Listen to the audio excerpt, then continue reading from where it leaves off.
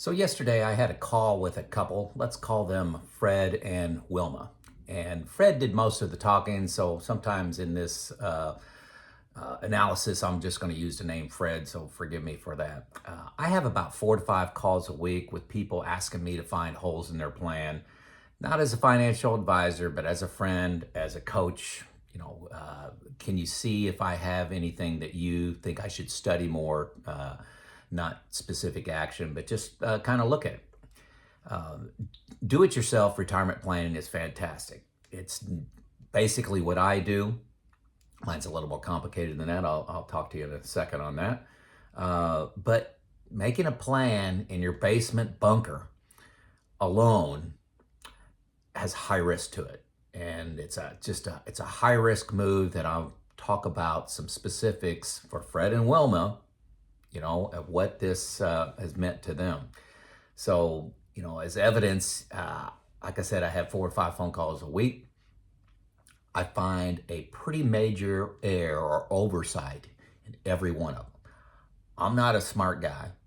I am unbiased. I am logical. I am objective. I'm not part of the retirement, but I am 4 years into this retirement journey, and I do know a little bit of what I'm talking about, and I can help you find errors. So imagine writing an article for your local newspaper and not having somebody proofread it. That would be crazy. You may make a small mistake. You may make a major mistake that causes you a significant embarrassment. That would just be crazy. Don't do that with your retirement plan. Don't make it in the basement in a bunker by yourself. So back to Fred and Wilma. And that is not their name, by the way. They're from Tennessee, and that's not where they're from. So kind of masking this a little bit to protect their identity. So 50 years old, both of them, married with 2 teenage kids, 225,000 in income, and yes, they are from the state of Tennessee. I mentioned that because they don't have state taxes there. They have a $4 million net worth, outstanding for 50 years old. They did it through real estate. They own over 40 homes, most of them with a mortgage, so they don't owe them outright, but so they owe quite a bit of money on those. But still, 4 million net worth is their the value they have in those houses. So it's a partnership between Fred and Wilma to run the real estate business, so they both know what they're doing. That's important. They have $1 million in their 401k, $350,000 in a brokerage account, cash CDs, just kind of after tax kind of stuff is why I mentioned that. And they have $150,000 in a college 529. They are freaking killing it. They're killing it, okay? So their plan, retire in 2 years and take a 2-year sabbatical and move to Portugal. So stop working, move to Portugal. Their plan at the same time is to sell 60% of their rental homes to pay off the mortgage of the remaining 40 homes. And so they are 40% of the homes. So they own them outright for their retirement, all rental income coming in. And they're going to live off for these, beginning in 2 years, live off the rental income and dividends that they have making in their accounts. So, okay, good. $7,500 a month. That's what they got coming in. That's what their expenses are. Great shape. Fred is going to return to work when he comes back from the sabbatical after 2 years and target making $60,000 working part-time for about 5 more years. Excellent.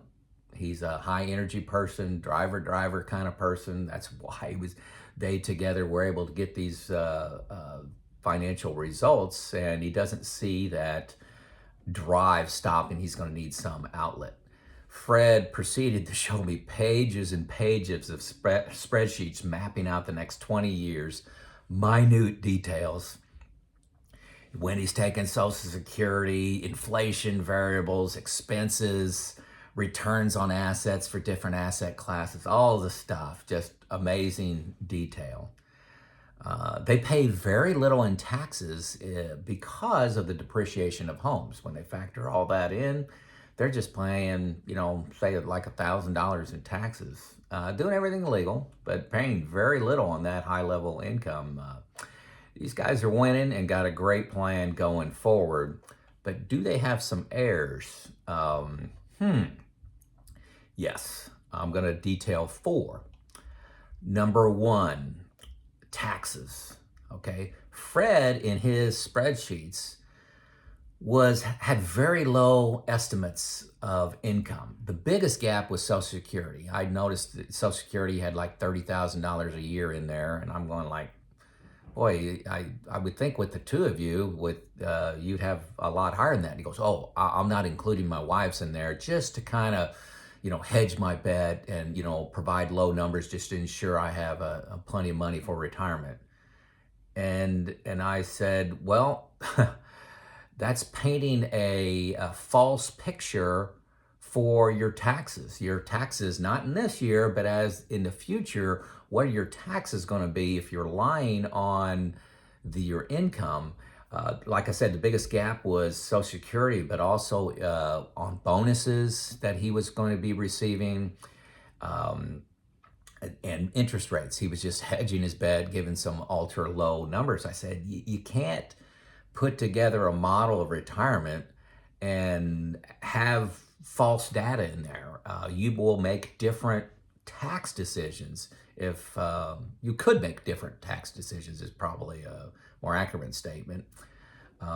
If if you're going to make $60, $80, $100,000 more than what you projected in your model. So that's, to me, is a pretty big error. Don't lie to yourself in your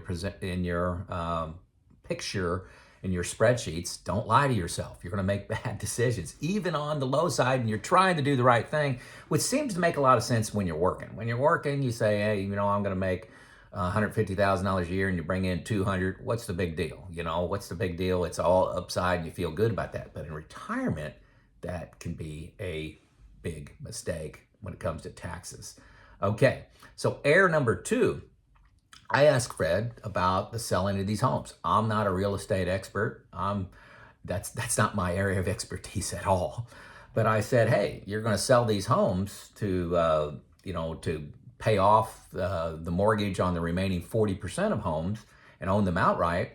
How are you planning on selling those? And what's the capital gains situation, the taxes you're going to have to pay on those homes? Well, Fred had no plan for this. I said, like I said, I can't imagine it making sense to sell these all in 1 year. But what is the financial impact of selling it over 1 year versus 2 versus 3 versus 5 versus 10 on your taxes? He didn't know that wasn't modeled. That, to me, that's a pretty big error. I think that could be worth a lot of zeros behind a number. So what's your strategy around selling these homes? Taxes. Again, it's a tax question. Error number 3, again, taxes. Ignoring future taxes on his 401k. Since Fred and Wilma weren't really paying taxes now, just had this massive depreciation going in every year, they just had a blind spot for taxes. So I said, you got this $1 million in your 401k, are you just going to let that grow and then RMDs kick in? Didn't know what RMDs were. And then you have to take that money and you're going to be bouncing up towards the higher tax brackets for that. Why not during the sabbatical years? You're going to retire in 2 years and you're making nothing. And, you've got your rental income, but you got your depreciation. You're essentially, for the government standpoint, you're going to be making nothing. You got, why not do some Roth conversions during that time period? I think I put, Anyway, during those years, I think you can get the 12% tax bracket is like $83,000, and that's after your standard deduction. You could almost do a $100,000 tax switch from your IRA to your Roth IRA, 401k to Roth IRA, and pay 12% taxes max on that. That's a huge, huge opportunity. Also, the same thing when he comes back, Fred comes back after 2 years and works a job making $60,000 a year. You take the standard deduction of $26,000 off that. You can pay, I think my math here says that's, for the government, you're going to show $46,000 $100,000 after the standard deduction. So you could take another $38,000 and only hit the 12% tax bracket. So he's got some great years between 52 and 72 to take that 401k balance of 100 or $1 million and pay very low taxes on it to prevent a very high tax in the future. Wasn't even thinking about that. That's alone may save him like 10% on taxes on $1 million. You're talking about $100,000. Then you look at the home situation, selling the home, selling $2.5 million worth, or declaring $2.5 million worth of sales.